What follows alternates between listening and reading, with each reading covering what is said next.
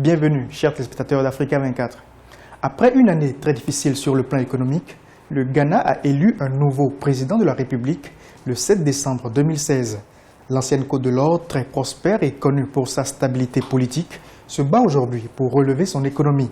Le nouveau président Nana Akufo-Addo promet de mettre en place de nombreuses réformes pour rassurer les investisseurs et promouvoir l'emploi. Mais la tâche sera-t-elle aussi simple? C'est ce que nous allons voir dans ce nouveau numéro de décryptage. Votre émission reçoit Vladimir Antwi-Danso, il est politologue. Pour commencer, dites-nous, comment va le Ghana aujourd'hui? Well, Ghana is now in a situation of euphoria. The enthusiasm and the expectations that Ghanaians had awaiting a new president and the president of their choice has still not died down. I mean, you could see a certain calmness in the country. The whole country is engulfed in some ecstasy. Expectations are high. Quels sont les défis auxquels doit faire face le nouveau président Nana Akufo-Addo? The truth is that the economy was hiccuping very badly before he took office.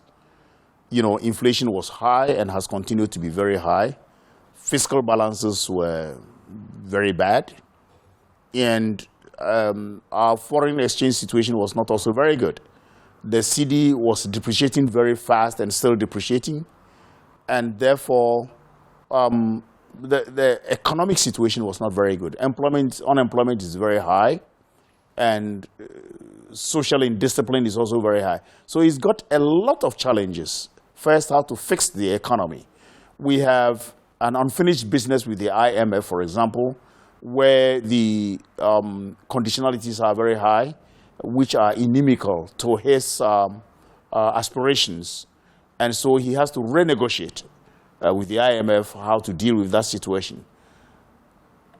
It was also at a time when oil prices were going down and now coming up just a little. And so he has a very daunting task of fixing the economy quickly, halting the inflationary trends, and putting our balances in a good state. Another big challenge is to how to manage the transition. In fact, that's one of the biggest challenges because expectations are very high. The promises are very high.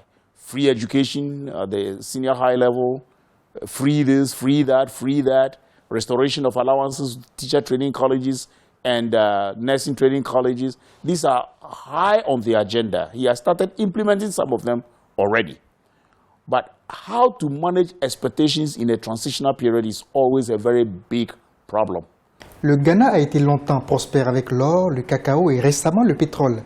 Alors pourquoi cette situation délétère aujourd'hui sur le plan économique? The international political economy is always skewed against developing countries, including Ghana.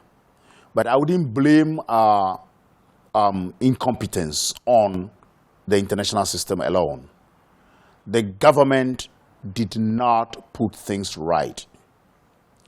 It was a question of mismanagement of the economy, and I got to put it right there.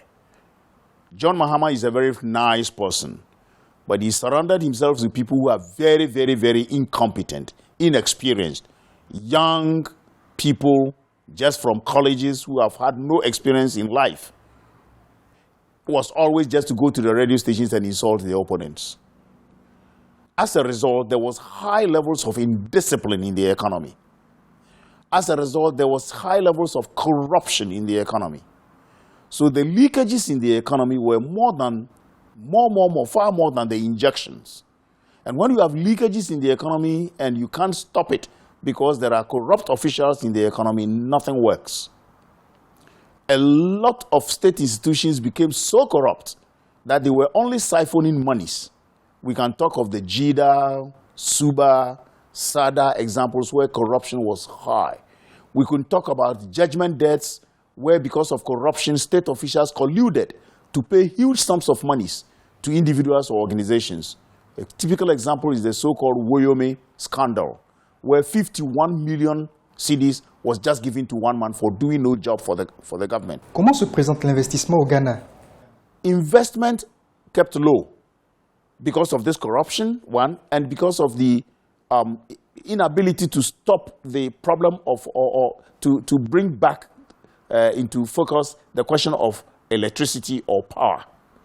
That brought investment down. Many investors also left the country. But now we have stabilized the power situation. That's number one. Number two, this government is business-oriented, very much business-oriented. Between 2001 and 2008, the amount of foreign direct investors that rushed to this country is amazing. A lot of banks rushed into the country. So we had a lot of things going on in Ghana. It made Ghana the destination of many foreign direct investors, which we lost during Mahama's time. Croyez-vous que le nouveau président Nana Akufo-Addo sera en mesure de changer la donne? I trust him so much. I know him personally. He is a business-oriented man. He is a hard-working guy, a good lawyer, a lawyer par excellence, and a person who acts the way he talks. And so I believe the structures he's putting down will help him achieve his aim. My prayer is that he is able to hurdle the problems that Mahama has left for him and then find his feet on the new asphalt road that he will put for himself, for Ghana to get better.